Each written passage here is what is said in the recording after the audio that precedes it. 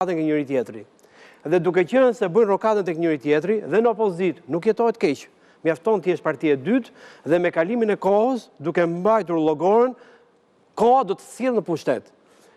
Kështu që ndryshimi i realitetit politik, që unë dëshiroj dhe të mbështes logjikisht atë çfarë thot zoti Mingjozi, që mund na krijohet një pol i tretë me këto zgjedhje dhe gjasat për mua janë që të ndodh, mund të vijemi në kushtet ku Partia Demokratike është përballë dy alternativave.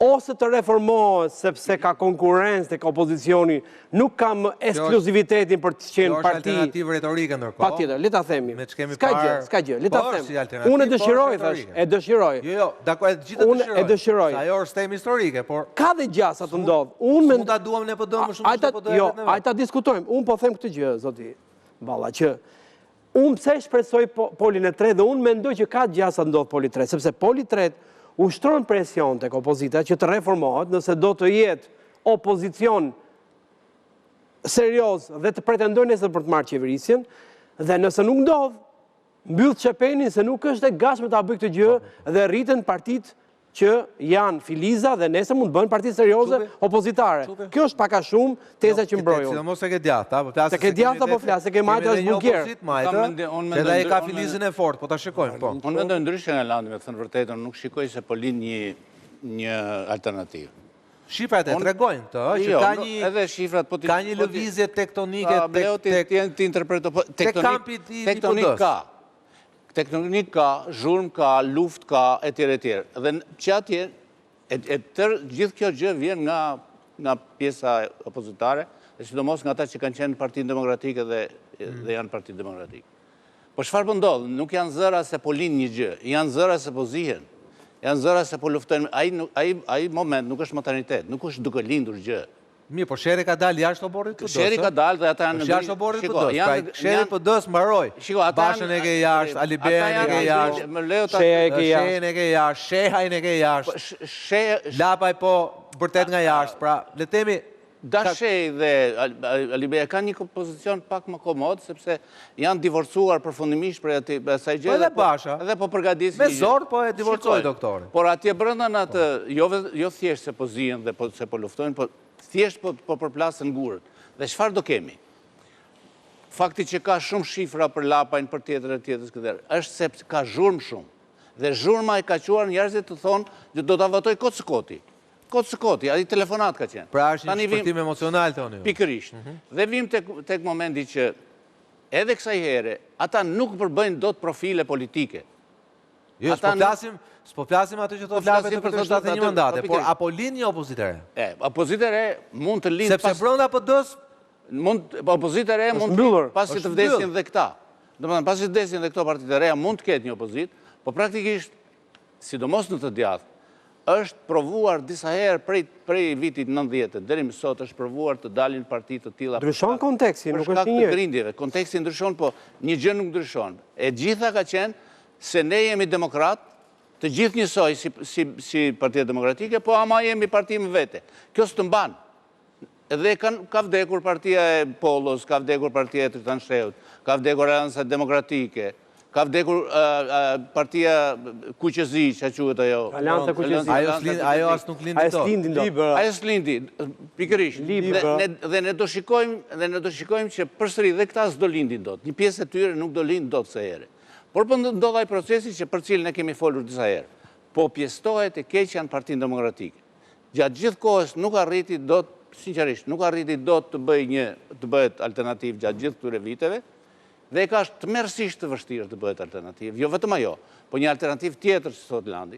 Një alternativë tjetër do të lindë në kohën, ne do të lutemi që kjo Partia Socialiste mos humbë trurin, mos humbë mendjen, dhe të larë në rrugë votuesit për zgjedhjet e tjera. Nuk flas për zgjedhjet e mandatit 4. Atëherë Shkur Martini dhe Skënderi, ndërkohë na nxjerrni pak partitë e tjera që dalin sondazhin e dieshëm tanë Xhiri Çeki, ju lutem.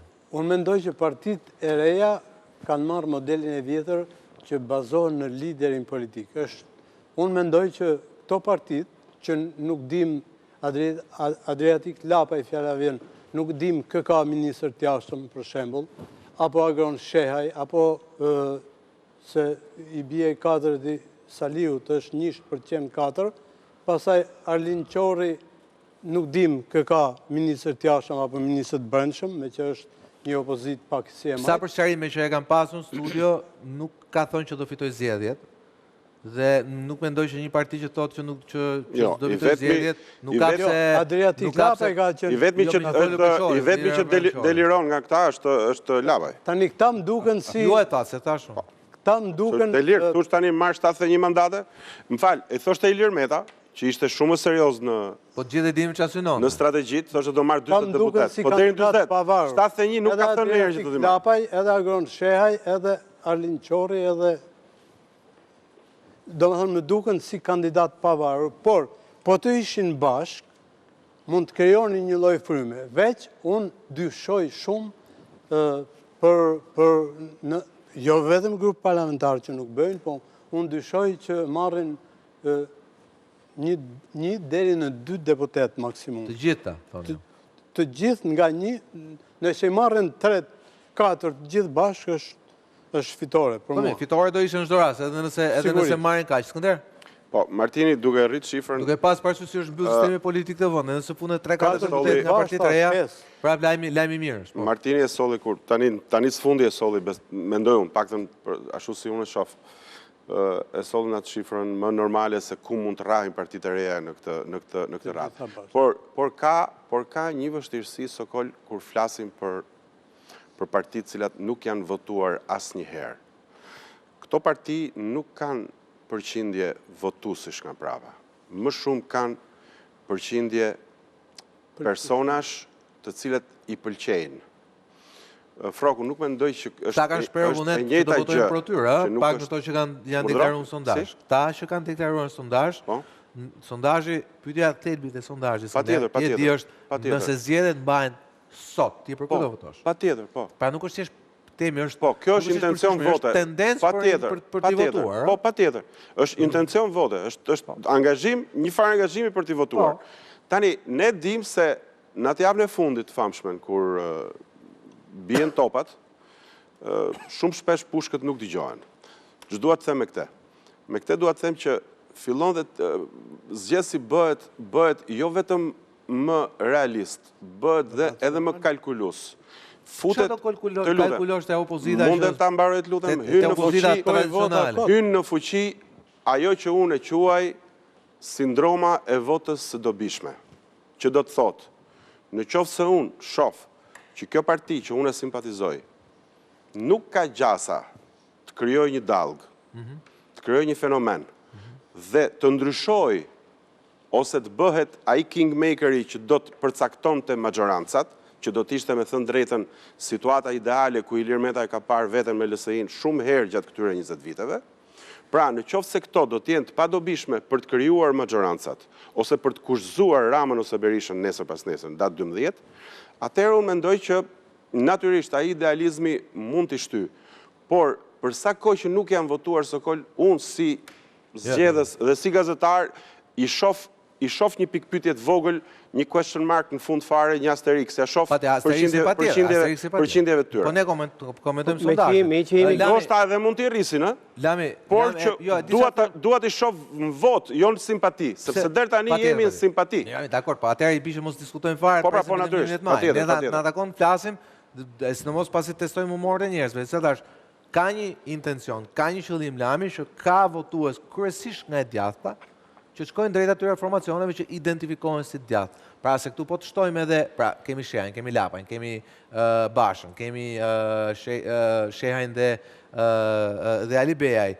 Pra ka vota nga e djathta, cilat nuk do shkojnë kurrë te e majta, dhe o do bëjmë pushimat dite, ose do kalkulojmë brenda të djathtës. Edhe unë tentoj pak të kjo idea që okej, në herët e tjera jam dakord, kam qenë dakord me Nxozën, dhe në faktikisht historia tregon që kështu ka ndodhur, që kur ka rënë gongu kur ka ardhur, ose më saktë, kur ka ardhur heshtja zgjedhore, pra e shtuna, njerëzit kanë thënë, reflektimi. Sa do dëmtohen, nëse do dëmtohen. Po ka një gjëma, ne po shikojmë fushatën, dhe pa dashur të tregojmë malicioz apo të tregojmë tendencioz.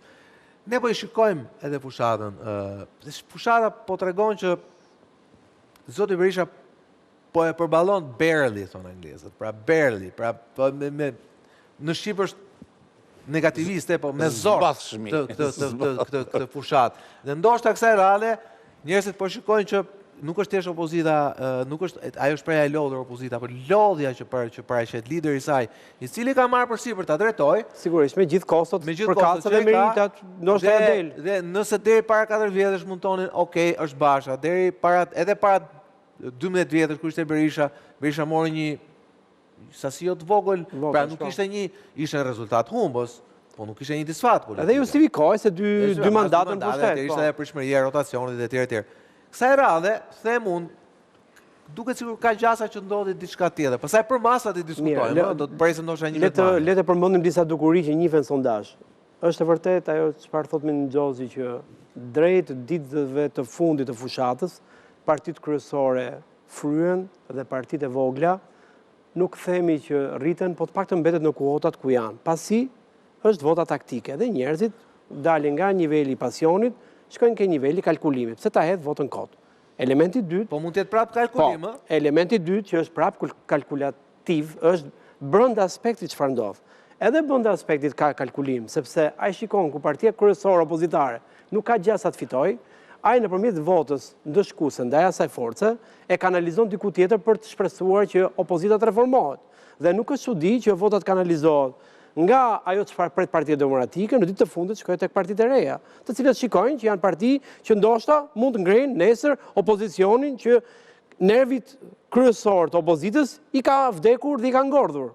Dhe ajo çfarë është tjetër interesante është dhe fakti. Dhe mos harrojmë edhe një gjë, se s'kemi edhe shumë minuta për të folur, por ideja është që edhe vetë brenda Partisë Demokratike nesër nëse e konfirmohet humbja e saj nga sondazhet, sepse çdo gjë mund ndodhi. Sigurisht, patjetër. Deri 11 maj tonë edhe 2 javë tjera, por nëse ndodh edhe element vetë brenda Partisë Demokratike do kenë sepse doktori nuk ikën nga PD-ja, nuk e lëshon frontin blu, apo stolin blu, çfarë mund të quhet ai mas zgjedhjeve, dhe vetë element caktuar të moderuar brenda grupit Partisë Demokratike do kenë tendencën të bashkohen.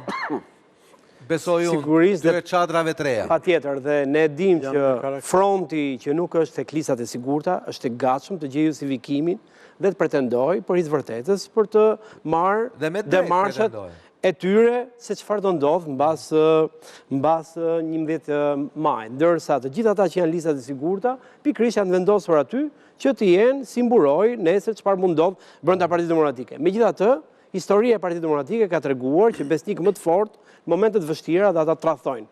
Por kjo është një çështje se çfarë do mbetet për tu parë mbas 10 janarit brenda Partisë Demokratike. Ajo çfarë është më shumë interesante dhe me këtë e mbyllim është fakti që edhe tek rregulli që përjashtimi që vërteton rregullin. Po, e tha ndjes Islami. E tha sot për shembull, mua më pëlqeu Sali Berisha se tha për Ilir Venozin në Korçën e shkollës franceze, domethënë, që është njëri me karakter. Ndërkohë, tjetri tha, po pim kafe burras, ndërkohë që ta njerëzit me karakter, si puna e Gazbardit e të tjerë, nuk përmend tjerët, çfarë thanë dhe ku shkuan, dhe prandaj jam dakord me atë që pikërisht ta njerëz me këtë karakter mund ta lënë me një herë sepse është nevoja për mbiete, është më fort mbietesa politike se sa parimet apo principet. Dhe kjo është një gjë në disa njerëz që dalluar karakteri, pastaj janë, shiko, këta ne nuk presim që dikush të largohet nga Sali Berisha, paktën këta që janë sot.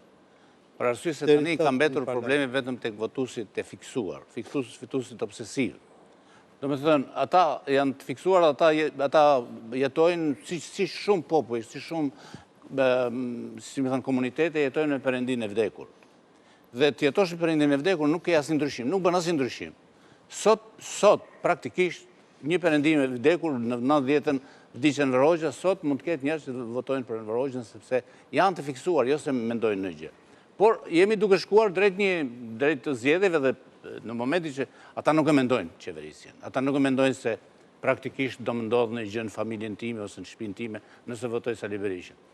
Megjithatë, nuk ka një popull kamikaz, nuk ka një popull që vret veten për arsye të Sali Berishës. Kështu që ditën që Sali Berisha do jetë jetë larguar, ata prap do thonë Saliu, por do kërkojnë të gjejnë stret tjetër, gjë që nuk na intereson, por një gjë që çfarë ka ndryshuar Gjosevini Re, çfarë ka ndryshuar shumë në këtë rast, është një gjë shumë e thjeshtë, që e thamë që në fillim, pse Sali Berisha ka vënë kapele, do të thotë që la civita e nxori nga vetja, Sali Berisha përfiturohet vetëm agresiv, dhe në kohën që e ka menduar se ta zbuz, a e nxori nga vetja dhe Sali Berisha i humbet gjithat tani. Flok, faleminderit Roland, faleminderit Skënder, faleminderit Martin, kishe një analizë e detyruar e sondazhit që publikuam dje në ABC News me Angeli Çerke. Një sondazh si do të rikthehet sërish të hënën tjetër, ku shpresoj shumë që të kemi mundësi të shikojmë edhe qarqe të caktuara, të rëndësishme si Tirana, si Fieri, apo si Shkodra, apo qoftë Elbasani, për të na dhënë një temperaturë më të qartë politike, çfarë ndodh edhe në qarqe që tradicionalisht kanë qenë të majta apo tradicionalisht kanë qenë të djata, për të kuptuar realisht nëse harta politike shqiptare po shkon drejt një transformimi që me sa duket po nis pikërisht aty ku duhet të fillonte, tek opozita. Bashkë jemi nesër në orën 8. Deri atëherë nga Sokol Balla, natën e mirë.